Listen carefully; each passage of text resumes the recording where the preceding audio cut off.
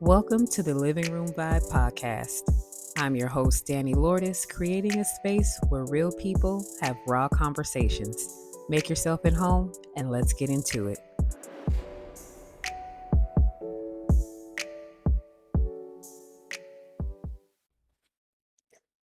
Guys, today I am joined by someone who has been a friend since way back in the church days. And honestly, one of those people who just lights up a room whenever he walks into it.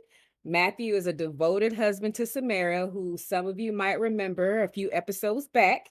He's also a father of two beautiful children and one blessing on the way.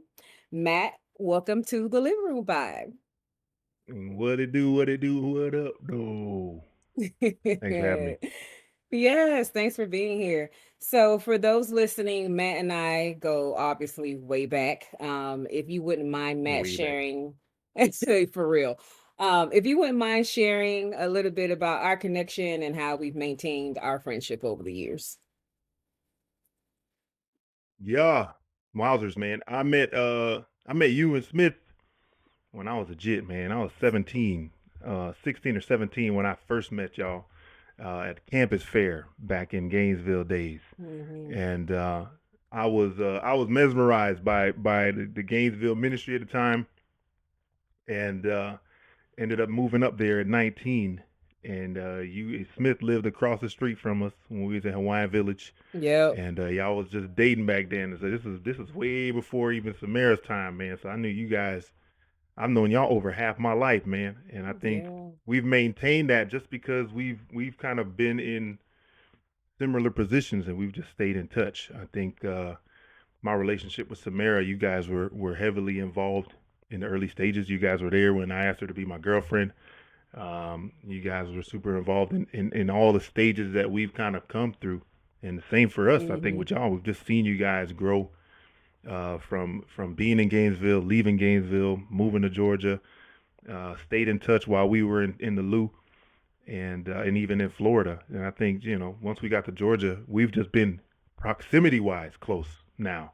For sure. When we were in Snellville, we were 7 minutes away from your house Hmm. and literally drove by it every day to take our daughter to school. You know what I mean? So it was Yeah, it was hard to not have y'all on my mind as I was driving by. Like, I gotta say what's up to him at some point, and we would just pop in, man. So I think you guys have always been the people that, even if we don't talk for months at a time, I can pop in and y'all still brother and sis, big bro and big sis, yeah, and for y'all have sure. always been that for me. So I truly appreciate y'all's friendship.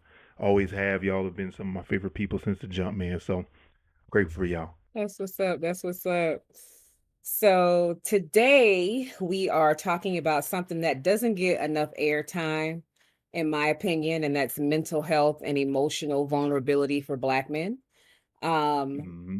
Matt, I've always appreciated your openness with me, which can feel rare at times in a world where I feel like Black men are often expected to be these emotional fortresses, and trying to, Hmm. and keeping everything in.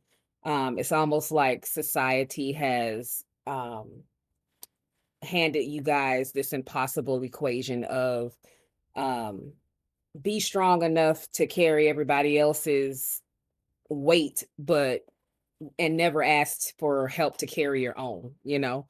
Hmm. So for you, when did you first recognize the importance of emotional vulnerability in your life?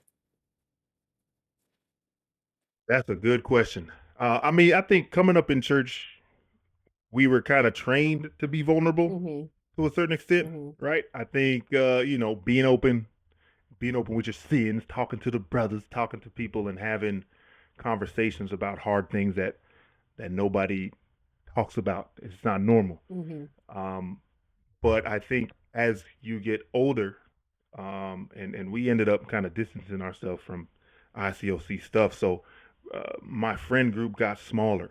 Yeah. So then the concept of being open and being vulnerable uh, became difficult because it's not as common, right, as it was in the church. And, Mhm. and back then, again, it was normal. It's like, oh man, I did this, I messed up, I need to talk to somebody. Now it's just like, man, I got a whole bunch of things that's going on in my mind. Like for real, like sin is like the last thing on my mind, like it was back when I was 19, right? Because Right. back then you're struggling with your purity stuff, and so that's what we always vulnerable about. Mhm. But we never talked about finances. We never talked about, what does it look like to have a healthy marriage to a deeper extent, what it looks like to be 14 years into a marriage and have a family and have kids that rely on you, and the financial struggles that come with that, and not being able to get your footing. Like there's a lot of things that happen and that you go through as a man. And I think the importance of it for me now is having a son, Mm. seeing him. Yeah, he's very emotionally in touch, and I think I was to a certain extent as a kid. Yeah. I come from a Jamaican background, you know what I mean? Yeah. So, my pops was hard as a rock. So talking about your emotions was not something that we did. And I'm thankful, mama kind of helped in that area a little bit. But having your own kids, having a son in particular, and seeing how hard it is for them to articulate what they're feeling, Mhm. and how important it is for us to teach them how to articulate what they're feeling. And if I'm being honest, my wife is a billion times better at this than I am. Right? I mean, being a therapist and just kind of being around, and listen to y'all's episode where she just kind of shared just being around the NA meetings and stuff like that, and kind of being around vulnerability her whole life. Mhm. She's really good at helping them kind of draw out and share what they're thinking. And for me, sometimes I'm just like, man, suck it out. It's time. Come on, let's keep it moving. We don't got time for all this. So it's even hard to say that I know it's important, Mhm. but am I great at it? No, because it's Mm. still something that I'm figuring out. So I'm grateful, man. I'm grateful for my wife because I'm able to get deep with her and share things with her. But I think there's always a limit to that, right? Because you're as a Yeah. man and as a woman, we really fully can't understand each other. We can Yeah. do our best to, but at the end of the day, our thoughts are different. And so learning how to work in that is important. So I think it's super important to be vulnerable and be open, and at least get stuff off your chest, whether you got a therapist. My wife's been telling me to get a therapist for years, man, and I still ain't get one. You know what I mean? And I know I need one. You would think being married to one, you would be like, yeah, yeah, I'd be first in line. But it's just not easy to say, man, I'm ready to go deal with my trauma, or I'm ready to go deal with the hardships that I've faced, or life is beating my ass down, and I don't feel like talking about it. I just got to keep it moving because Right. ain't nobody gonna fix my problems for me. So Yeah. it's uh it's an interesting space to be in, but I think it's we out interesting. here trying to figure it out. I think it's interesting because on a level, it's almost like for me, sometimes I can think I don't have time to sit and talk about it because, well, like you said, it's not solving my problems, but it's also, it puts me in an emotional state where I feel like I can't function sometimes. And I Hmm. got to keep going. And so I don't have time and I don't have the mental capacity to sit here and be vulnerable and talk about things because I feel like if I do, then I have to stop and I don't have time to stop, you know? Listen, and stopping is, you got to be intentional about that. Right. You know what I'm saying? Because I mean, if you think about the average day for a person with a family, right? Everybody's day is different. But you wake up, you got to get them ready for school. Then you got to get yourself ready for work, Hmm. and then you drop them off. Then you got to do your job. You get your lunch break, right? If you've got a regular 9 to 5, or even if you own your own business, you Hmm. still got stuff to do. And I'm finding now most people who got their own businesses, there ain't no lunch break. Sure You so ain't. I'm eat when I get a chance, fool. Like it's 3:30, I ain't eat nothing yet. I should probably do that. So even being intentional about stopping then just to eat, Right. right? How hard that is. Then school is done. Got to pick them up. Got to make sure they fed. Got their snacks on. You got sporting events. You got Cub Scouts. You got stuff that you got to do. Hmm. The only time you get to really stop when your kids are at this age where they need you is 9 o'clock. I'm telling you, look at us. And It's 9:46. exactly.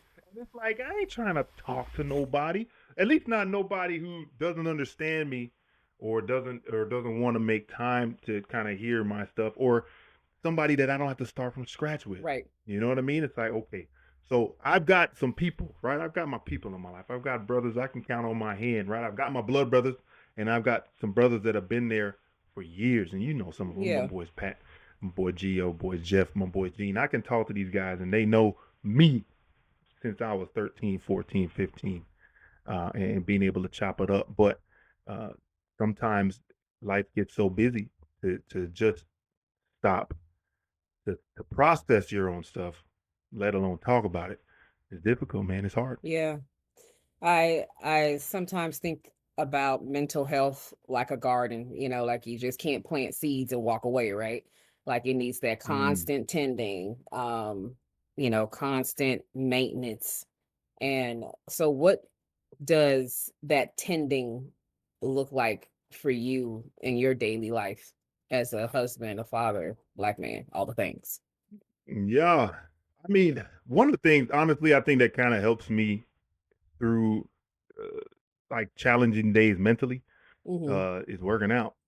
That Okay. that is one of the things that, for real, when I'm because I've got some time, right? So with what I do, I've got a little bit of flexibility to be able to kind of move and shake how I want, and as I continue to grow the business. But there's days sometimes where I didn't plan right the day before, and you wake up and kids are at school, and you're like, I've got 4 hours until my next meeting. What can I do? What should I do? There's a million things. I Mhm. can fold clothes. I can cook lunch. I can go ahead and do some house stuff, some honeydew stuff. I can do my yard. I can do this. I can clean my car, wash my car. I can take a shower. But a lot of times when I've got all of that stuff kind of going through my mind, that's when for me, let's take a break, hit the pause button. Let's go exercise real quick, man. Let's go get some pull ups in. Let's go get some dips. And that's been that therapy, man, for me because it's allowed me to just be alone, which I think is hard for a lot of people to do. And being alone for me has become uh, a blessing because then you got to sit with your thoughts. A lot of times when I work out, Yeah, you gotta sit in the I don't always cloud. listen to music. A lot of times it's just Mm. you just gotta sit because it's like there's something I got some stuff going on up here and I need to clear it out. So let's bang out some pull-ups real quick. And you do for me it's usually a good 20, 30 minutes where I'm doing like a physical exercise and that allows me to really that levels me out. That clears me up again. I'm able to think through some of the stuff and I get some ways to help resolve some of the issues that are plaguing my mind and be able to move forward. So I guess what that would really fall under is self care. I guess is you got Yeah. to take care of yourself. I've learned how important it is when you got a lot of people to take care of and that you're responsible for. That taking care of yourself is something that we often neglect, and Yeah. I've stopped doing that, man. I don't you know.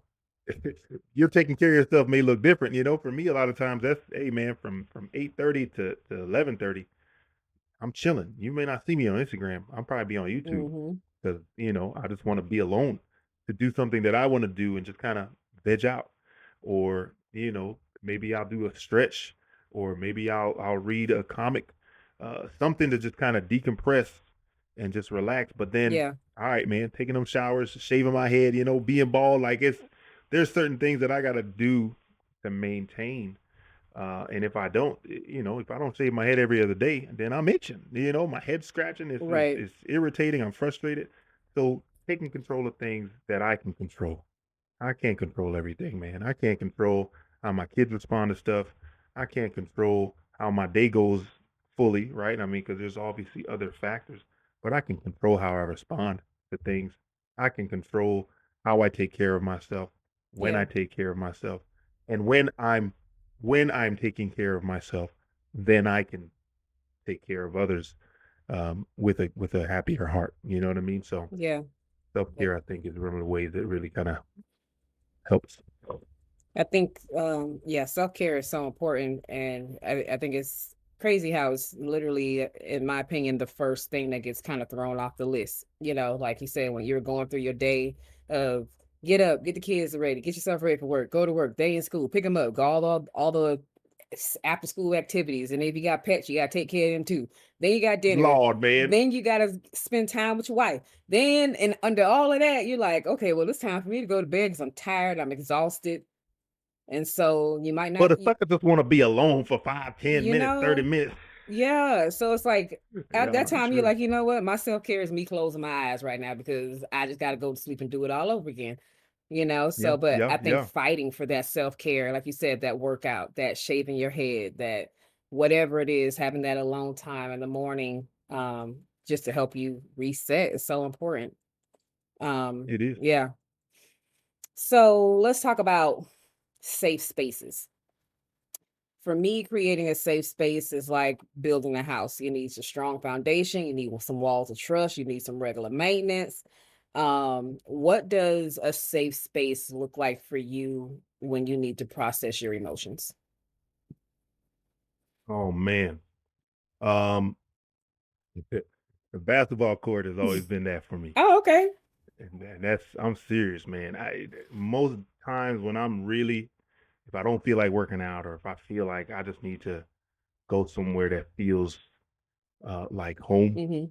the basketball court is that for me, and I even got a hoop out in my front of my house, and we got a gravel driveway, and sometimes I'll just be out here just putting up some shots, man, because it's basketball has always brought me joy. Yeah, Basketball has always given me life, and it still does. You know, even at 40, almost 40, man, it's still something that I enjoy. I enjoy to do. I don't play as much because I'm not trying to injure myself out here with these young bloods, but uh, going and just shooting and just kind of clearing my thoughts and being in a space that's alone or verbally communicating with my wife. Hey, I need some alone time. yeah, I need some alone time. So that might be a coffee shop for me, which is not quiet, right. but there's something about being in a coffee shop that where for me, my brain just You, it rolls, I and I'm agree. able to get stuff out. Yeah, 'Cause man. It's that's why a lot of people honestly, go there to, like, study and work on their laptops, and the thing about hmm it, even though the coffee shop is not quiet, I still feel very productive. So Smith has been getting me to go to the coffee shop with the him, ambiance. and I'm like, we're Hmm literally there and everybody's working and ain't nobody bothering nobody. And so, Nobody. Listen, I got my headphones in and I'm not even listening to music. I just got them in. right. Just because, like, whatever they got playing is fine. I may have some lo-fi, you know what I'm saying? Like, I got to have non-verbal music. I've got to have instrumentals, otherwise I Mhm. can't think straight. But even then, it's just being in a place where you have to sit up straight, right? The chairs are all hard. I don't sit in the comfortable, cushy ones. Yep. I'm like, let me get the hardwood table with the hardwood chair, Yeah. and I'm gonna sit here and I'm gonna, get work done. I'm gonna get my mind cleared. I'm gonna get into a place where I can be productive, and it doesn't take long, man. Like it's not like I need to be there for 4 hours. Give me 30 minutes. Mhm. Give me an hour. Mhm. Another place that's safe for me is going and taking a walk. Triple Mill Park has been huge for me. That was beautiful. Just because, yeah, you know what, man, being from Florida, I think a lot of people in Florida love the beach, man. But I guess when you grow up around it, for me, the beach is all right, cool, man. Right. That was in my backyard, right? So, but living in Georgia, it's so woodsy and it's so earthy. Mhm. And my first kind of connection to that type of environment was Gainesville, right? I moved to Gainesville and it smelled like campfire. You know what I mean? Because by the time we got there, it was fall, Yep. temperatures cooling off, and you're like, man, what is this, man? Like, what is this smell? This freaking that's still my favorite smell to this day. So I'll just go, sometimes I'll just go light up some brush in my backyard, man, and just soak in that campfire smell. It's But funny. being around the Your woods, campfire smells your sage. it straight up is. I'm like, I'll be looking at the smoke going up to the sky, like, yeah, this is it right here, man. Like, I'm here. But even just being out at like Triple Mill or one of these parks that's just got a nice trail where I can just walk, go catch a nice, scene of the lake with the sun shining over it. I got so many pictures on my phone where it's just me outside taking pictures of nature. And I don't post them on social media. Like they're for me. Mhm. Those are my photos that I keep for myself. And I think having places like that, the coffee shop, the basketball court, or just the park overall, those are places where I feel help me really be safe. And the last one I would say is a clean house. You know what I'm Baby, saying? Like say less. Oh my God. I do tell people your house being a mess is what it shows what's going on the inside of your head. Yeah, Okay. listen, it surely does, and I think it's important to when my house is not as clean, and I think most people can attest to this. You feel cluttered. You feel like, "Ugh, I Mm-hmm. don't want to sit down here and do no work. I don't want to Mm-hmm. go and be in this space because then I got if I clean it up, it's gonna take time." But right when you do, there's nothing better for me than like taking your Saturday morning, cleaning your house, and then just sitting in that mug. Mm-hmm. I ain't trying to go nowhere. I just want to sit on this clean couch, look at this clean floor, and smell this clean house. That's another place where, especially when the kids go to school and Samira's out here working in the shed and I'm in the house and it's just me. Woo. There's places, man. So you got to find them where you can, I think. So I've got multiple places where I can go where if I need to go pray and I need to go talk to God or if I need to just be alone, those are the places that really kind of hold me down. Always have for sure. So you've said places external, like basketball court, clean house, the park and things like that. What does a safe Hmm. space look like for you with a person? Hmm. What does a safe space look like for me with the person? So I can obviously share with like my wife, right? So Hmm. she knows me better than anybody. Man, I mean, we done been together. I was 22 when we met. I'm 39. I was a jit, dog. Like when I think about how old I was, you think when you're in your 20s at the time, you're like, I'm so grown. I was such a jit. I was young. I was naive. I didn't know nothing about nothing. And I think the mayor has become so safe for me, and she was a safe place early on, Yeah. even when we were dating. Like one of our first conversations, we our friendship, for those who don't know, was kind of built on social media on Facebook. And one day I just kind of shared, like I was having a hard day, and I shared it with her, and she responded in a way that made me feel like, okay, I can keep talking to her about this stuff, and she's not going to look at me funny Hmm. for having these thoughts or for feeling these thoughts. Um, and so she's been a safe place for me for years. And as we've grown, one of the things that kind of helps lock me in with her is kind of going back and looking at old pictures. And you're just like, man, dog, this girl has seen me through everything, man. Like there's so much stuff that we've endured. 3 months into our marriage, my pops died. A few months after that, she started taking medication for Hep C that she was struggling with at the time. Then we was dealing with one car. We had her mom come live with us. Then her mom died 2 months before our son was born. Hmm. Then her dad has been living with us. I'd say 10 years out of the 14 years that we've been married. Wow. We've had our financial struggles. We were our exit from ministry was traumatic and something that I never want to go through again. And we've had to go from having zero, you know what I mean, Yeah. like nothing, and building that up, and then getting zero again and building it back up. She's shown and proven to me in our time together that she's here for the ride, and she's given me the space to grow, especially I think in the last year. And so for me, being in the same place with Samara, she's shown me that I can trust her with my deepest self. Mm. And I'm still kind of building that with some brothers even here.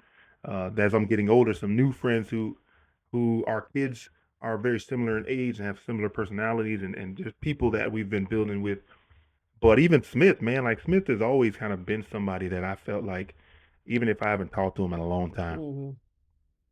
me and him could just jump back in. And Smith, he always, without question, approaches my stuff with humility, and he's never like, I got an answer for it. And Right. Smith is an answer guy. You know what I mean? Yeah, Like he Smith is, is. you already know, Smith got an answer for you. But with me, he's shown me like, man, like I have some answers, but man, I feel you. Let's sit in this for a little bit, man. Like, Hmm. how do you feel about this? Take that a little further. So people who know how to ask me the right questions, man, because a lot of times, uh, I think as I've gotten older, I've learned to kind of to withhold myself a little bit more. You know what I mean? Not because I'm afraid of getting hurt, and maybe I am, right? Maybe I am Hmm. afraid of getting hurt, but I think having people who know you but who know you not as you were, but as you are. That makes sense, right? So Mm. Samara, Smith, Yeah. even like Geo, Pat, you like y'all knew me when I was a knucklehead. I'm still a knucklehead, but y'all have seen me Mhm. mature and grow, and y'all know me for who I am now because y'all are still an active part of my life. And so having people Yeah. like that who I didn't realize how important that was as a young one, man, as in my 20s, how important it was to just have people who know you. They can look at you and they just know, like, nah, man, like you lying, bro. Like it's Yeah. like you can't fool me. There's people that you can't fool. You know what I Mhm. mean? And my wife is one of them, of course, because I wear it on my sleeves, man. I walk in the house and she'll see me and she'll be like, "Hey, what's up?" You're like, "What's going on?" So, Mm. um, yeah, man, having it with a person, they got to know you, man. And I think that's what I'm looking forward to with my kids. Because I think as you grow up, I don't know how important it was for my pops for me to know him as a person, Yeah. but that's super important for me with my kids that they know me, not just who daddy is now, but sharing parts of my life as a youth and as a kid that they can relate to when Mhm. situations come up for them and having those moments. Like there's this thing that my daughter likes to ask every once in a while. Can you share another accident that you did or that you had when you were a kid? You know, like falling off my bike type accidents or doing stupid stuff. You know, and so being able to do that with my kids is super dope, and I'm grateful for those opportunities. Yeah, yeah, yeah. It's funny when you're talking about Smith, I feel very much the same way. So, you know me, I'm very headstrong and I think what I think, right? And so even his approach with me is Hmm. very much like he has an answer, but he asks questions. He lets me arrive at my own conclusions. Like he leads me right down this path for my own, you know, revelation instead of just being like, here, this is what I think it is, and da da da. So I really Hmm. do appreciate that about him. And when you were talking about having people that like knew you for who you were, but how important it is to have those people that know you for who you are today, it reminded Yeah. me of a social media post that I think it was the last one that my brother posted before he died was uh when people grow and change, allow them to show up as that new person. Yeah. You know, instead of just Hmm. holding that old image and you know, in your head that you have of them, but allow them to show up for who they are now, you know. Yeah, man. And that's because I'm like, that's important because we change so much. And I think uh, it's a natural part of life, especially when you leave home Mhm. to go live somewhere else away from what you grew up with, right? Like we all did by moving to Gainesville. We started a new life. We figuring out who we are. We exploring new things. And then you come back home and visit, and it's like, man, you've changed a little bit, or man, remember when you was 11 years old and you used to do this? I'm like, yeah, man, I'm not 11 anymore. You know, I Mhm. appreciate you holding on to the memory of me as that, but but it's hard for us too, because I mean, you still look at your own kids and you're just like, man, I remember when I used to hold you like a football fool. Like Yeah.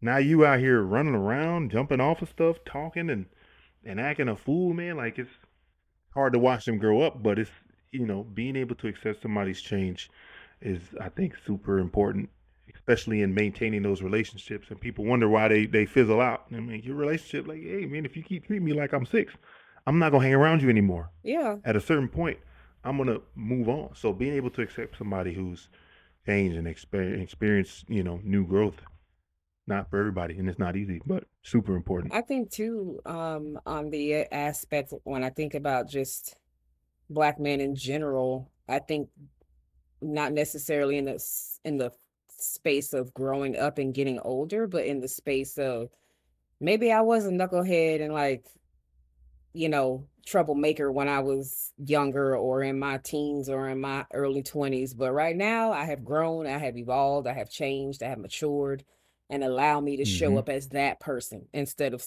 keep continuing to see, you know, because sometimes I feel like with black men, I feel like they can get put in this like funnel, you know, it's like they're trying to Yeah. climb out of this funnel of growth and maturity and life, and then people who knew them before is like, "Nah, get back in there, stuff them back," "Nah, that's where you Mhm. were. That's who you really are. That's who you all gonna who you all only gonna be." Always gonna be. And so I just feel like that's, just as equally as important. Um, Yeah. so I've been thinking about this analogy, when you were talking about your daughter, and where we teach our kids to, look both ways before they cross the street, wear a helmet when they're biking and skating, and all these physical safety education, right? Mhm. But we rarely teach emotional safety and with that same Mhm. intensity, right? We're like, hey, don't do this, you're gonna fall. But like we don't have that same intensity when it comes to teaching emotional um safety. And so Yeah. um especially with boys, in my opinion. How do you Mhm. how do you approach this with your own children and with your son particularly? Boy, man, like I said up top, man, Samara's way better with this. I think now that my son is at an age where um he sees me Mhm. as the man he kind of wants to be. That's what it feels like, right? Mhm. Like he's at that age where we're having father son conversations, and I'm like, listen, my boy, this is me and you type conversation. This, you know what I mean? Like I'm not going in to talk to mommy about this. This is me. This is you. We here. And so helping him understand certain decisions and certain things that he does and says and how he carries himself, it's hard because he's so young, Yeah. that I don't want to overwhelm him, because I can be pretty wordy. You know Yeah. what I mean? Like, because I'm such a logical person at this age to think to myself, how can I break this down enough that an 8-year-old can understand? Yeah.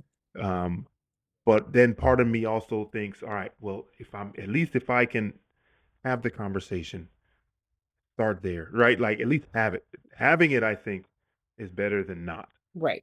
because at least then you're showing, all right, I don't know what the heck I'm doing right here, but we gonna figure this out, right? So I had this thought before even jumping on this podcast. I was like, being a man sometimes is like it's hard because you're trying to figure out what it is to be a man, Mhm. and then you got to teach somebody At the same dang how to be a time. man. But I'm trying to figure it out.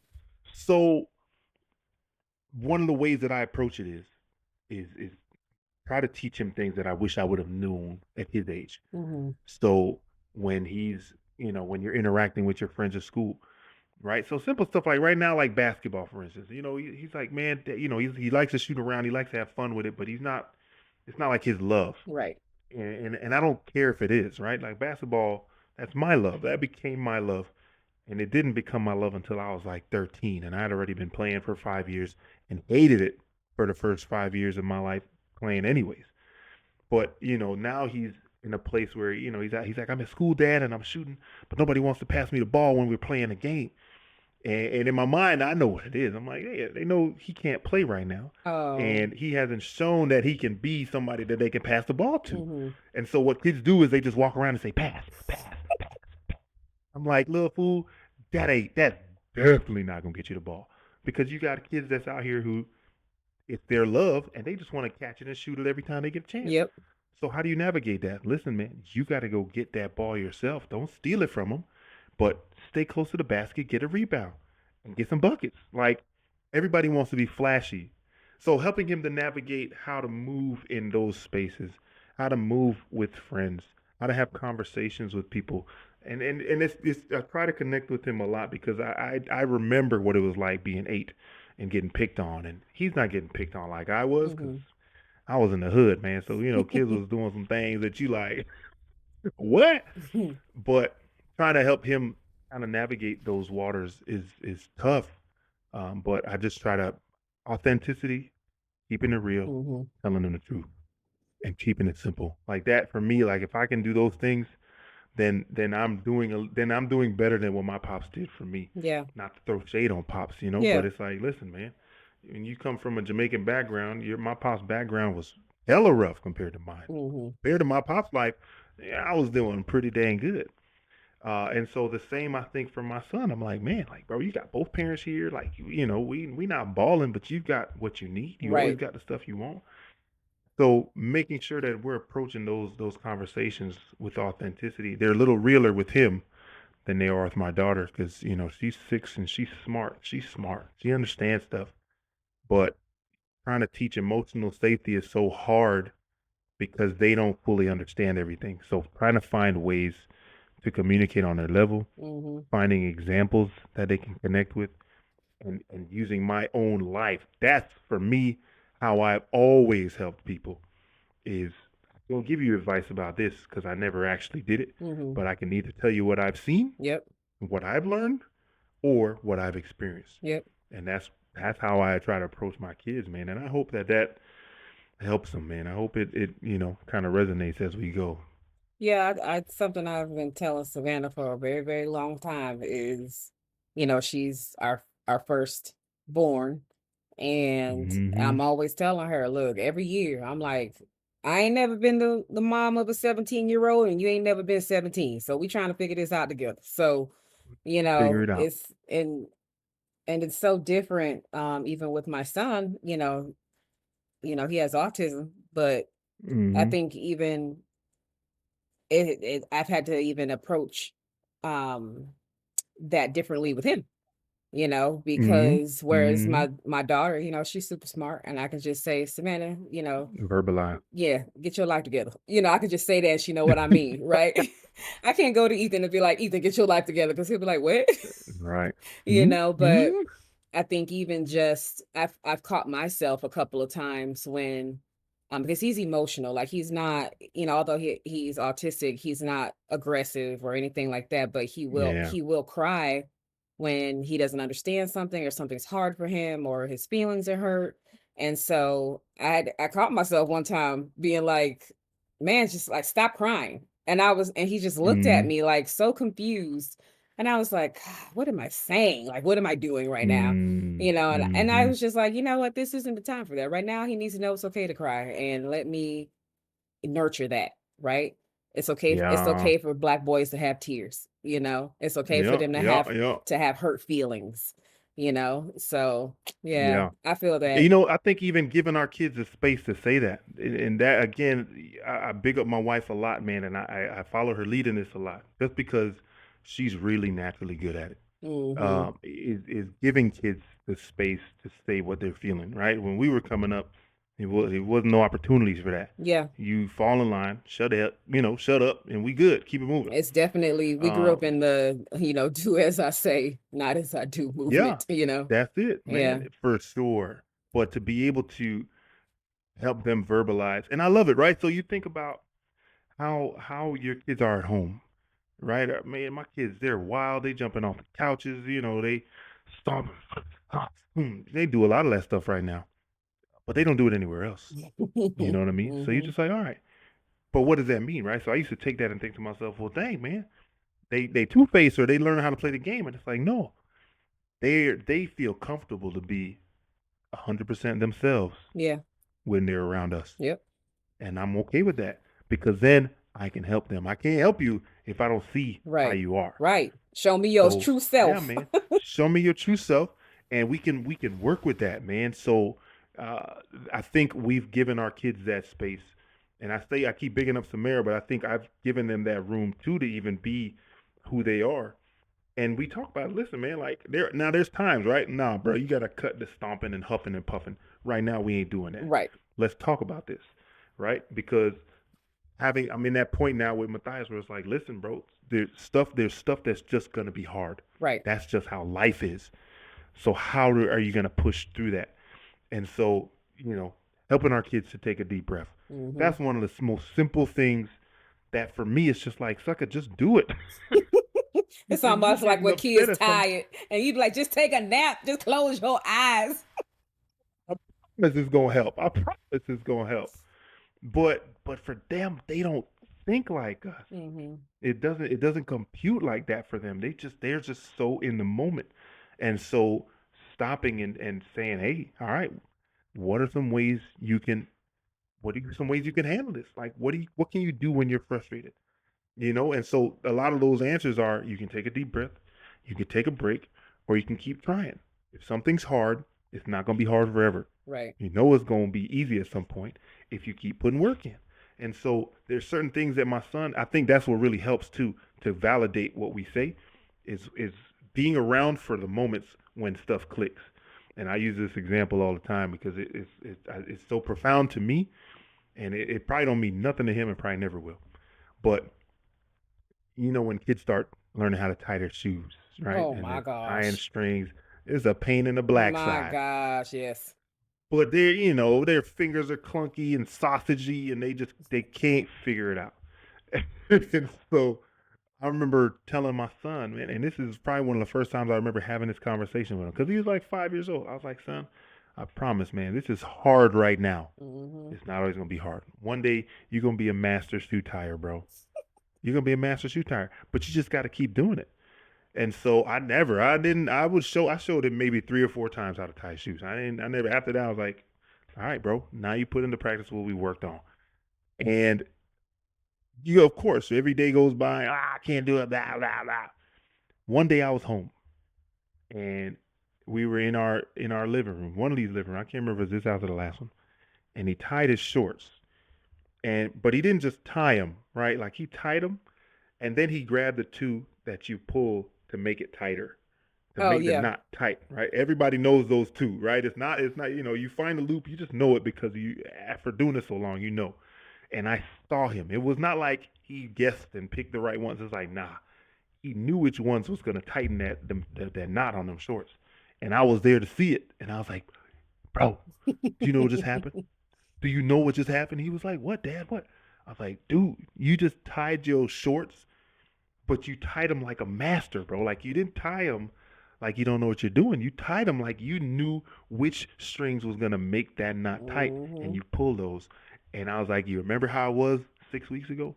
How hard it was for you? How you couldn't do it? And now look at you. So I think being able to have those moments will continue to build on the trust factor when they have conversations with us and can feel safe with us because they know, like, I wasn't like, see, I told you so. I told you Right. so. It was more like, bro, you see what you did, bro? Like, yeah, I told you what could happen, but you put the work in. And so building that confidence, helping them to feel like they can be who they are, go through their lumps, and we're going to be here to help them through it. So I think kind of giving them that space to be frustrated, to share their stuff, to jump off the couch, like it's let them be a kid, man. Let Yeah. them be a kid, and we can help them with the emotional stuff as we go. Because as a parent, you want to teach them everything at once, man, and I know.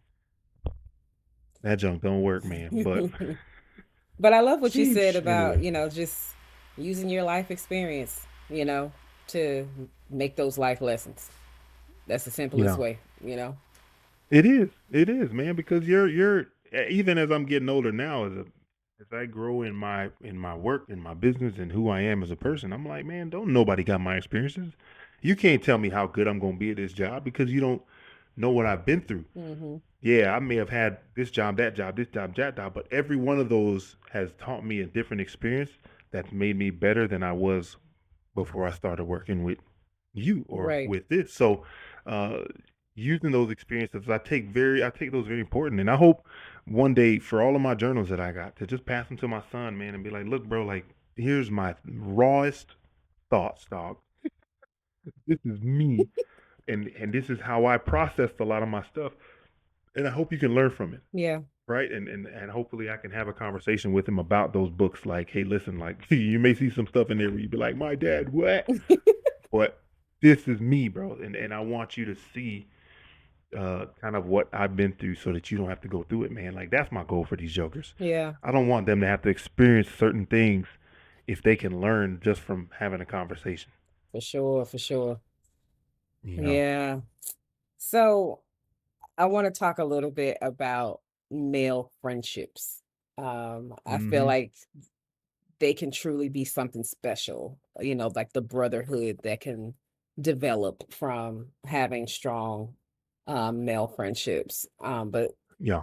on the other hand, I feel like I've observed just in general, even in black male friendships, um, that sometimes that they can stay in the realm of, just surfacey, like in the realm of sports or Yeah. politics or things that you're interested in instead of like, diving deeper into emotion. Whereas, Yeah. that's where women often live. They often live Oh in yeah, the, for sure. when they build their friendships around vulnerability and sharing. Um, how have you navigated creating authentic connections with other um, men where vulnerability is welcomed front and center? Um, man, I think for me, I usually take the initiative. I think now because I know how important it is to be vulnerable, Yeah. um, somebody's got to start. And so, after kind of building with somebody and connecting with somebody, again, like with Smith is easy, right? So I can hit up Smith and be like, "Look, dog, I'm feeling like pure trash, dog, and here's why." And we'll be able to, and I think we've been able to be that for each other at different times, right? And Hmm. I know he's got other brothers that have been there for him longer than I have. But Nah, I but you think, you play a special you you know, play a special role, friend. You yeah, play a like I special know I role. do. You know what I mean? So I surely know that because and he's told me that, and we've made that clear to each other. And I tell Smith almost every time I see him, I'm like, dog, we got to stop letting so much time go by For sure. before you and I talk You want to know because why you you so and I, special? why? Because he will never go to J. Juice with another man. Yeah,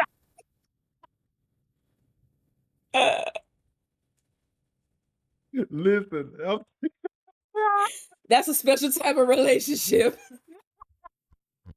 hey man, I be trying to convince everybody, man. It ain't for everybody. It ain't for everybody, man. If you willing to go be buck naked with another dude walking around in a steam room and in this place, it takes you to another level. And I think so with him it's easy, man. But I think with other dudes that I'm kind of growing closer with, being able to kind of initiate that, right? Because it's like, man, in reality, like life is hard, man. Yeah. Like there's always something, even if you're in a time of peace and prosperity in your life, Yeah. there's always something that just kind of, like for me, ministry was that peace and prosperity time, right? We had money, we weren't balling, but we weren't scraping for money. Right. We was able to go out, we was able to do stuff, but it's like, and then 3 months later, I lose my pops, and you're like, what? Mm. What? Like I knew he had cancer. I knew he was going at some point, but it's like that don't mean you're prepared for it. Right. You never And prepare then for it. when it happens, you never prepare for it. And then when it does happen, then now you're left to kind of figure stuff out. I'm like, dang, Pops never got to meet my kids. Pops never got to see me grow older. Pops never got to see me with gray hair, man. Like, what? I wonder what life would have been like if he was still around. Mm. So being able to have those type of friendships, man, and I feel like as black men, you got to at least have three guys, I think, that you can just chop it up with Yep. and pour it out with. And I usually get to that point after a few connections and a few times where we chilling. Like you got your homies where it's like, yo, it's all positive, dog. Like we got to keep it moving. I'm here with you. We going, Hmm. going, going. But then you like, I know there's people where it's like, all right, you. I can go and talk to you, and I'm gonna get deep with you, bro. And I'm gonna let you know like it's hard right now, Right. right? Like there's days where you, as a man, you're like, I'm tired of getting beat down by life. I'm tired of looking for work. I'm tired of trying to figure out who I am in this world. I want to just be free and just kind of be who I am. But then you you kind of have to move in a certain way if you didn't prepare yourself when you were younger. And in my mind, I was even thinking earlier, I was like, dog, like when I left my house at 19, I just left. I was just like, yo, man, I'm ready to get out the house. I thought you Hmm. think you ready. And then life, boy, it'll thump you, dog. Sure will. It'll thump you, right? So you just like, man, like, why didn't anybody tell me this? So I've been having these conversations with my kids because I want them to be ready. But my goal is also to put them in position so that they can be ready to leave when they're ready and be ready for real, right? You can only prepare for so much, Right. but they gonna have stuff that I didn't have. Yeah, for sure. And I'm not because I want to spoil them, right? So I'm teaching them hard work. Like, sucker, you coming out here to help cut these trees up with me. You coming out here to help cut this grass with me. Hmm. Little girl, you gonna help us clean this house. But everybody gonna clean this house. Y'all Hmm. got your roles. You got your stuff. We give them a little checklist. This is what y'all got to do. And so kind of building them up to put them in position because I don't feel like I got everything that I needed from my parents, and it's not. I hate saying it sometimes because it's like, oh, my parents didn't prepare me for this life. After a while, you got to take ownership of that junk, I'm telling and you. it's like, bro, like, yeah, but they didn't give me everything that I needed, but they gave me the best they could with what they had, Right. and then it's up to me to figure out the rest, right? So. Even friendships, man. Nobody talks about friendships, right? When you're young, you're like, "Yo, these gonna be my homies forever. We gonna be in the Forever. same place forever. We always go." And then it's like, "Dang, oh, you moving to Cali? All right, cool. Oh, you moving to Virginia? All right, cool, cool. I guess I'll move to Georgia then, And it's like then your friendships become seasons, Yeah. and so I still got my core people, right? And I still got chat groups where I talk with people, and there's, like I'll get on with Pat, and me and him have gone through so much together, man. Pat always gonna hear my dirt, and always gonna get my stuff Hmm. because I know he knows what I need to hear at most times, right? Or Smith. Smith is always ready to kind of help me process and help me move forward. He never lets me sit in that funk Right. for too long, right? How can we move forward? How can we get past it? And so being able to have those type of friendships, I've just learned over time, like if I feel comfortable with you, I'm just gonna initiate that. But if I Hmm. feel like I really need somebody, for real, it's gonna be Smith, it's gonna be Pat, it's gonna be Geo, it's gonna be my wife. Like right now, like those are the people that if I'm ever going through something, Yep. Yep. they the ones I'm going through. Because and then now I got my boy Chris now who's coming onto the mix. I think Chris Yeah. Maxwell. He's Yeah. my homie. He's becoming somebody I can really confide in because he gets me. I don't know what it is about our relationship and how it happened so fast, Yeah. but I'm like this Joker understands me, and being able to have a friend like that that's new in your life is dope. Yeah. You know what I'm saying? So you got to be able to have those people that can just I think you gotta have, I don't want to say compartment type people, but there's people that you can really, really get deep with. You can kind of get deep with, and then there's people that you gotta keep it surfacey, Yeah. man. That's Yeah. just the way it is. I agree. I feel like, there's levels, friendships are like onions. There's levels. There's levels to this. There's Yes. an onion. Hey, shout out to Shrek. That's great. Um, Shout out straight one time. but yeah, I feel like it's true. You gotta have not everybody is for that level, right? Like that Yeah, deep level. Like not everybody is for that. And I think, you know, there are people that are just acquaintances. There are people that are just your fun buddy. And it's nothing wrong with that, yeah. right? Like that is the role There that they isn't. serve. That is what y'all's relationship is. And y'all do it well. And then when you don't need that fun buddy, you need somebody to go deep with, raw dog it with. No diddy. But Yeah, you, yeah, you yeah, know, yeah, you got your people, right? To be able to do that yeah, with, to for sure. just, let it all hang out, so to speak. Um, Yeah, need that. yeah, you definitely need that. So one of the things that you kind of touched on in the beginning was church and Hmm. how uh the church has, in my opinion, historically been like such a cornerstone in the Black community in general, right? Hmm. Hmm. But I think sometimes it can also reinforce those strong Black man stereotypes, Hmm. with the Hmm. messages about being head of household and being the provider, being the protector. Um, Hmm. how has your faith journey influenced your perspective on emotional vulnerability? Man, so as I've gotten older and uh, kind of unchurched myself, I think uh, looking to Jesus as an example has become uh, important Mhm. because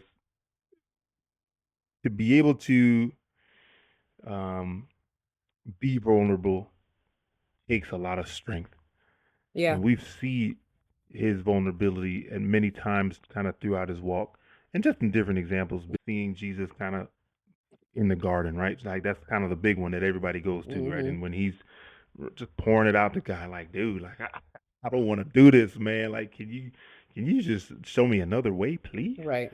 And he's like, nah, man, like you got it, man. Or when Paul is like, man, God's grace is sufficient for me, man. Like it's being vulnerable emotionally in church was kind of taught on a certain level, but it was only again when you're a young dude, it's only about your sexual stuff. That's the only thing that's important, and that's the only thing that's really gonna mess you up. But then you're like, but what about greed, man, or what about my desires, or what about the Mhm. other things that I'm gonna struggle with when I get older that I can't think about because I'm not there yet. Right. I don't know about these things yet, and so being emotionally vulnerable, I think prayer is probably the biggest thing that helped me Okay. kind of understand, right? Because uh, whether you believe you're talking to God or you're talking to whoever, whatever, right? Mhm. Sometimes I'll be like, am I just talking to myself out here? But even there's moments where it's like, man, like I ain't got nobody to talk to. I just let me talk to God and get all of this off my chest. I think God gets the rawest version of me than anybody's ever gotten. Mhm. Because I've had those kind of snot nosed tears with God where it's just like, man, like I feel lost. I feel like I don't know what to do. I feel like I can't think straight. I can't move straight. Like this is hard. I don't want to do this no more. Not Mhm. like I'm ready to end it all, Right. but I'm like I'm ready to just give up sometimes, man. Like, but being in those spaces, kind of being in those moments and being able to kind of get it all out through prayer helps ground me. And I used to tell Samara when we were younger, like, man, pray until you start feeling better. Like pray until your attitude changes. Mhm. Um, and that I've experienced that. I've experienced those moments where it's like you come into your prayers feeling like a pile of garbage, or you just feeling like worthless, and then you just start praying, and then you start to feel the change, the shift, and then you start to think about things, right? So I've seen in my life the reason I keep going is I've seen God carry me through the crash. I've seen God carry me through the hardest of hard times, right? And so I saw this clip the other day on IG. I don't. I hope I. What did it say? They were saying like you've overcome 100% of your bad days. Mm. Like you've overcome every single one of them because you're still here. Right. You know what I'm saying? And so being able to make sure that we get to that point where we can emotionally get ourselves to a place. And like again, like I said, I've had those snot nosed crying days with my wife too, right? But when it's you and God, your Creator, for me, I hold on to that a lot because it's like, man, if you're real, God, if you're out there, right? Because I still go kind of back and forth sometimes. Yeah. You grow up going to church, but it's like, how do I know for sure, dog? I won't Right. until I die. Right. So I'm gonna hold on to it because that's what I believe in. That's what makes sense to me personally, right? Right. I can't look outside and see all these trees and the sun kind of navigating on its own, the ecosystem, the ocean, and all this stuff navigating itself, and not think that somebody's in control of this. Mm. It's just hard for me not to. I can't get past that. So for me, having those moments to be fully vulnerable with God, fully free to share what I'm thinking, what I'm feeling, and just say stuff out loud. Sometimes you just got to get it out. That has helped me to be more in touch with my emotions because I experience them, if that makes sense. Yeah. Right. So to be able to cry out, have, thoughtful moments. And, I don't know what it's like for you, but sometimes my prayers are, 5 word sentence and then I stop talking for 10 minutes. Yeah. And then I may say another couple of words out loud, and it's like silent again, So, but I've gone through the motions of those. So now, when I talk with somebody, I've already thought through kind of what I've felt. Yeah. May not have caught everything or thought about everything, but if I trust you enough, I can share what I'm feeling. One, because I've kind of processed it already, which I think is something that is important. A lot of people don't process or take the time to process Right. on their own. You know what I mean? It's like you've been with yourself since the day you were born, dog. Like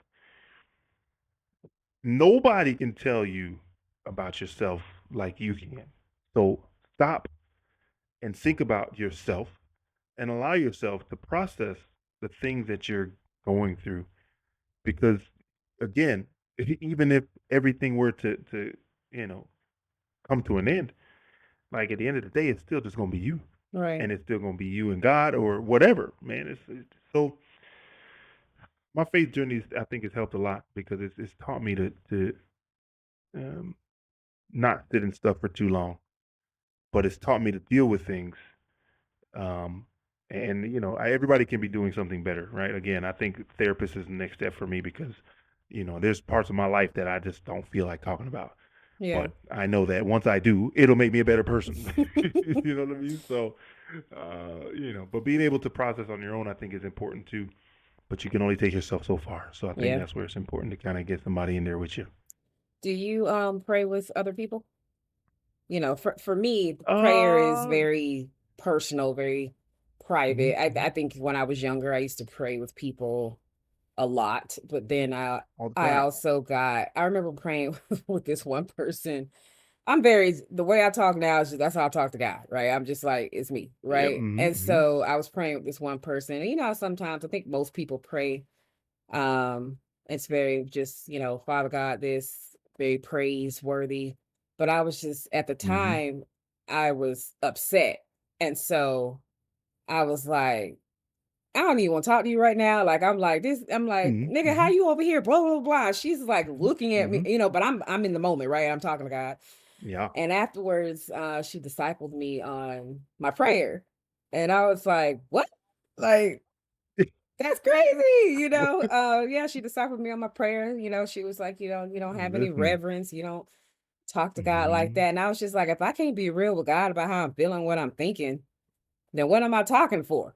Like what why, Hmm. they Hmm. always, you always hear, you gotta be honest and give God your true heart and your whole heart. And I'm like, well, that's all of it. Right, but when you do, right, then it's like, that's too much, brother. You got to hold it Right, back. right. Nah, Yeah. So I I haven't think really I used prayed to with anybody enjoy. since outside of my husband. Yeah, nah, I'm very similar. I think I used to pray with people all the time again because that was just church culture, right? To just sit down and pray through stuff.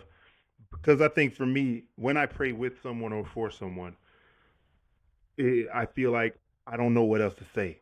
And Mm, so I'm gonna just talk as if I'm talking to God and let you be there with me because when I talk to God, I can be completely vulnerable and I'm gonna just say stuff. mhm. So I don't know if it's I'm not using that as like a me trying to cover up, me trying not to say anything to hurt your feelings. It's like sometimes I just need to stop and just talk. Yeah. And that's what prayer is for me. It's just I just need to talk out my thoughts and then I'm able to kind of fine tune. Here we go. This is what I need to tell you, right? But if you're able to hear that process with me, then you can hopefully. And I'll tell people, hey man, like take what you can from this prayer. I'm gonna pray for you, man. This is whatever. But I don't do that as much as I used to, because again, for me, that my prayer is me processing sometimes, Mhm. and it is very personal, man. So. I think Samara, I pray with my kids every once in a while. We'll be in the car and I'll pray, um, but my prayers have become real personal Yeah. and more personal as I've gotten older. And I don't have a problem with that. I think as we get older, you start to realize, man, like a lot of stuff we used to do, we did it because we wanted to sound cool in front of people. You know what I mean? Yeah. Like, Father God, it's so great to be here today. Thank you for this time. Thanks for this church and everybody that we're here together with. And it's like, man, don't nobody pray like that, dog. Like, that's them quiet time prayers that you think you having, but it's like, listen, man, like I talk to God like I'm talking to anybody, Right. not because I'm not reverent. It's like, no, I understand who God is, Right. but I'm also in His image, which means I'm His child, and if I'm okay with my child expressing how they feel in the heat of it, right? Like, how you feeling? You're frustrated. What you mad about? Let's talk Mhm. about it. Mhm. If I'm okay with that, why wouldn't God be in my mind? And I think that's what helped. That's what's helping me to be a better parent. I think is because uh, the way I feel about my kids, I'm damn near 100% sure that's how God feels about us. Yeah. 100% sure. Like, He didn't have to be here. We didn't ask, my kids didn't ask to be born. They didn't ask to be born into my family. They didn't ask to be born on their birthday. They came here because of what me and my wife did. You know what I mean? Right. And our decision to have those kids. except this last one, right? This joke was a little surprise, a little buster, but we excited about it nonetheless. But no matter what, even us as people, we didn't ask to be here. We didn't ask for God to create us, but He just did. Why? That's where that love comes in. He just wanted something to call his own. Mm, Yeah, I don't know why I wanted to have kids. I thought that's what everybody did, right? But it's like now that I have them, I'm super grateful for them because they teach me so much about myself because I see myself in my son. mm, The older he gets, holy mackerel, the older he gets, the more I see young, scared, emotional, sensitive boy that me have become harder because of my life circumstance and what I came up in. mm, And so, how can I help my son to come up in who he is, but not become hardened like I did and like I had to because of where I grew up for the first few years of my life, and then just kind of how life was moving forward, man. And so, I didn't have this bad life, you know what I mean? Like everything wasn't terrible. My parents took us out the hood when we were young and put us in a better situation. mhm, But then the hood came to us, man. Like all my friends from my elementary school ended up at my middle school and high school. So I was mhm. like, I ended up around the hood anyways. It followed you. It just followed me, man. And so I still had to learn how to navigate in that space. No, I didn't live in the hood no more, but the hood was everywhere I went. And so being able to navigate in that space, I don't want my kids to have to do that. I don't want my kids to have to become hardened because the world is gonna make him hard and Right. make him into this person that he isn't. I'm like, man, my son is super in touch. He can feel other people's emotions just by being next to them. You know what I mean? Like Mhm. everybody can't do that. And so I want to be able to help foster who he is and now and help him to grow to be confident in who he is and not feel like he has to change. Which, it took me, 30 years to figure that out. And once I did, I was like, yeah, I ain't changing for nobody. One of the Never again. things that I was so touched by with your son is when he was playing with Ethan. And Ethan, he's still considered nonverbal. He's learned so many words and things like that. But you know, pulling those words out is work. And so Mm-hmm. he won't use them when he don't feel like it. But, For sure. they were just playing, chasing each other, playing tag. And I was just like, no words, no, hey, come play with me. No, hey, come chase me. Just he Mm-hmm. understood, what my son wanted to do, what that he wanted to play and that he wanted to Yeah. play tag and without words. And Mm-hmm. I appreciated that so much that they were just having such a grand old time, Yeah. playing with each other. But yeah, when you was talking about just understand, like reading the room, and understanding how he's in tune with people, it Yeah. reminded me of that.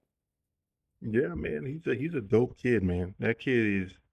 And I've been working on making sure that I tell him a lot more, Yeah. like how amazing he is, how awesome he is, how cool I think he is. Because he is, man. Like he's the dopest kid I know, man. So I'm grateful for that boy. He definitely keeps me on my toes, man. Hmm. So I want to talk about those moments when being vulnerable seem impossible and where it feels like those walls are just too high to climb, like you can't get over it. What are some Mm. strategies that you've developed over time to help you break through those barriers in those times? Man, that's a tough one because I feel like I'm still figuring it out. But um, some of the things that really help, journaling helps. Journaling has been something that kind of helps me get the process started, Hmm. if you will. A lot of times I can't think straight, and my mind is always flowing with stuff. Always, even now, my mind is just racing with things that I gotta do later, or I gotta do tomorrow, or whatever, I whatever. feel you. Um, but yeah, but being able to journal and start getting my thoughts out on paper is very similar to my prayers. Like I may write a sentence or two, and then stop and be like, all right, let's explore that a little bit more. Hmm. You know what I mean? Or let's think through that a little bit more. Taking a deep breath and stopping, like that junk. I keep telling it to my kids, but I use that junk almost daily. Mm. stop sometimes. Like you think that keeping yourself moving will make things better when sometimes you just stop, fool, and sit in this and deal with it, even if you don't want to. Yeah, people try to rush You through know, it because it's uncomfortable. No, we don't ever want to it's feel uncomfortable. uncomfortable, Yeah. man. Listen, man, like, let's say I yell at my kids, man, or I treat them a certain way that I'm just like, man, you're an a-hole for that, man. Like, they didn't deserve that. Right. Like, what? Why did you do that? Why did you do that? Why did you? And I'll, man, I hate being mad at my kids, but when I am, I stop. I stop what I'm doing. I go take a walk, and I just distance myself from the things that are distracting, so that I can think clearly and focus on the problem at hand. Hmm. And then, all right, dog. Like if you got to go back in and apologize and do it, man. So stopping helps when stuff is starting to pile up. I'll take a day for real. Or I'll clear my schedule. I have no problem.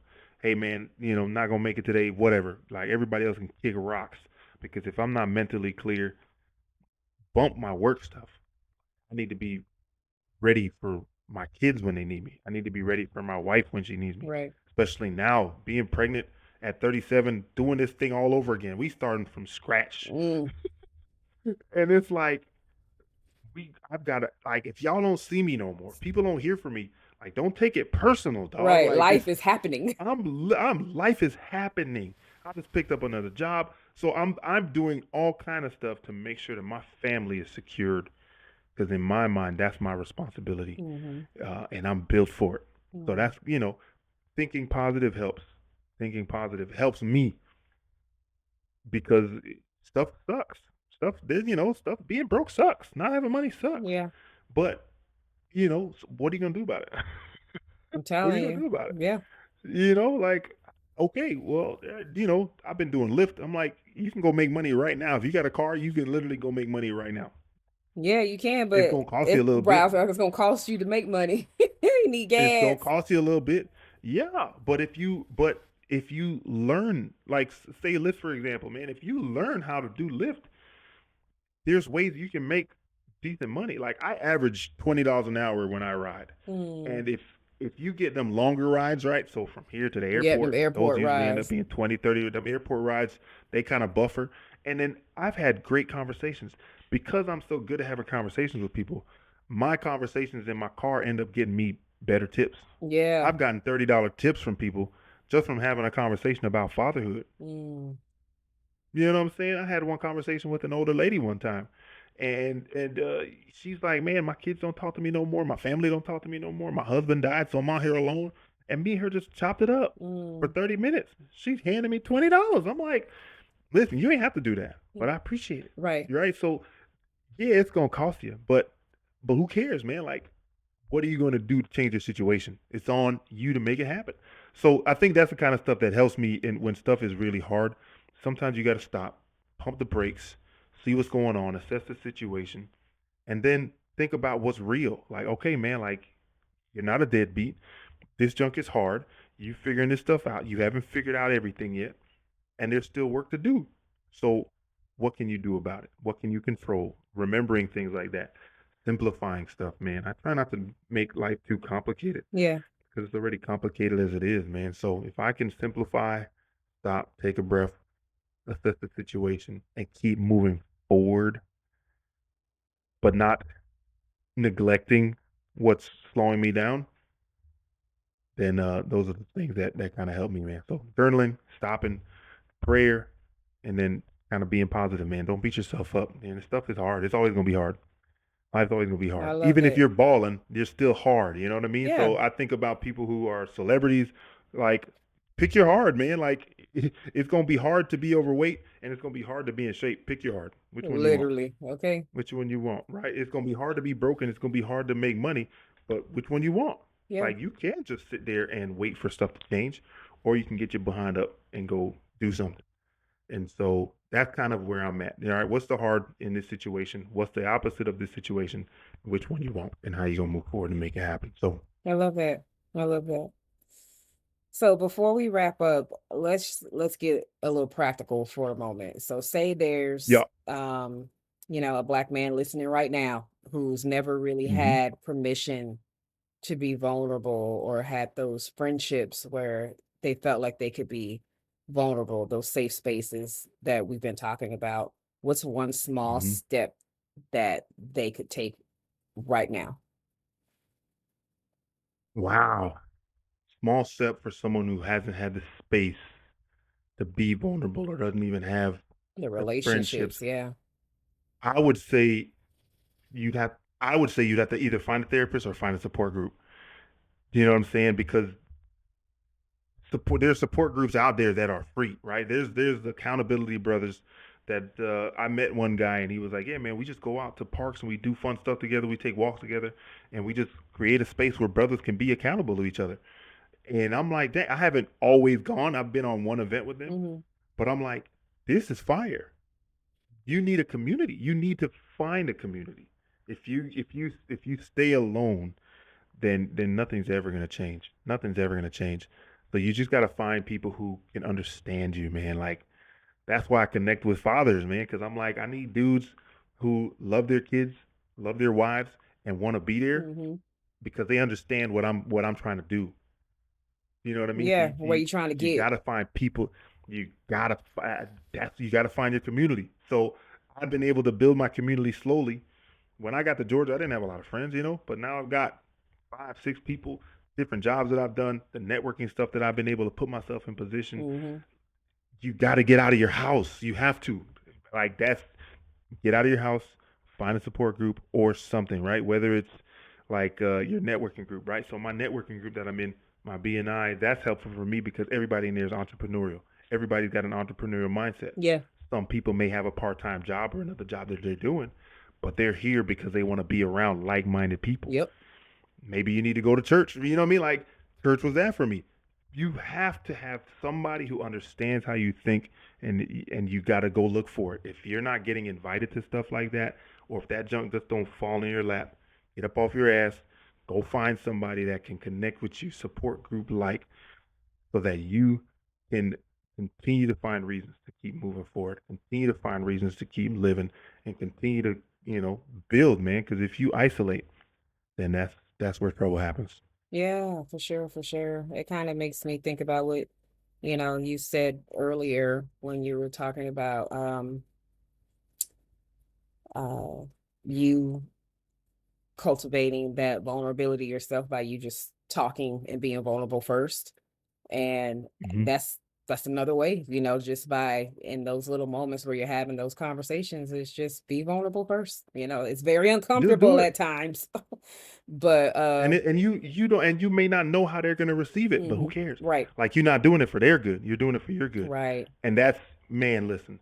One of the ways that I would do that when I'm first building a friendship, at least when I was going to church kind of thing, I would I would ask people to just tell me your story, man. Tell me your story. mm, Like, who are you? Like, what's your life growing up like?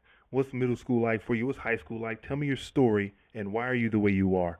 And that usually helps open the gate mhm, for people to kind of talk. One of the things I've learned as an adult and as a communicator, everybody loves talking about themselves if you know how to ask the right questions. And so you may be the one kind of to pull that out of somebody. But if I don't feel that coming, and I've kind of had a conversation with you and you kind of give me a little bit, I'm like, all right, I'll give you, listen, bro, boom. How right, you doing, man? Honestly, bro, I'm struggling, man. I'm trying to figure life out. I got a kid on the way, got this, boom, boom, boom. And either they'll be like, man, that's a lot, bro. I feel you. Or they'll be like, they'll ignore it. Well, who cares? Like, right, you have to put yourself out there in order to be received. And that's where we get caught up is, nah, I don't want to give too much information to nobody mhm, like that. So if you ain't gonna do it by yourself for yourself, you gotta find somebody. Otherwise you're gonna crumble and die, man. Straight mhm, up. mm. Matthew, I cannot thank you Yeah. enough for just bringing your whole self to this conversation. You definitely dropped some gems for my listeners that I feel like are going to be, you know, that are going to ring well past this episode, honestly. Um, Hope so, I man. always ask, is there any socials you want to give for people to follow your journey or connect with you, or you like, peace out, leave me alone? I mean, if you want to follow me, man, I don't even know what my social media is. Look, let me go online and see what it is. Oh, it's just my name, Matthew Blair 85. Matthew with two T's, Matthew Blair Blair 85. That's me on IG. You can find me at Matthew Blair on Facebook. I'm always looking to connect with people, especially out here in the local area, man. I work as a sales consultant for a construction company. We do interior exterior remodeling and renovations, Okay. commercial and residential, man. And so holler at us, man. We like to give people honest truth. We like to take care of people. I always loved taking care of people and helping people. And so if you got any home projects that you're looking to do, Trio Yes. Construction, Okay. that's where you really find us at. Trio Trio Construction. Yeah. Trio. Okay. Well, yeah, y'all hit my boy up if y'all need any kind of home repairs, remodelings, and things like that. I know I got some projects that are going to be coming up in the near future with my mom Yeah, man. retiring and, getting ready Holler at to us. move up here. So, yes. All right. Well, everyone, I just want to remind you that we drop new episodes every Wednesday. So hit that notification bell so you don't miss out on meaningful conversations like this one, because this is exactly why the living room vibe was created. It was about making those spaces where you can show up authentically and grow together. So, again, new episodes every Wednesday. See you next week. That's all for today's episode of the Living Room Vibe podcast, where real people have raw conversations. I'm your host, Danny Lourdes. Thanks for vibing with me. If you're feeling the vibe, follow us on Instagram at the LRV podcast, as well as hit that subscribe button and leave us a review. It helps more people find their way to our living room. And as always, thanks for listening. Bye.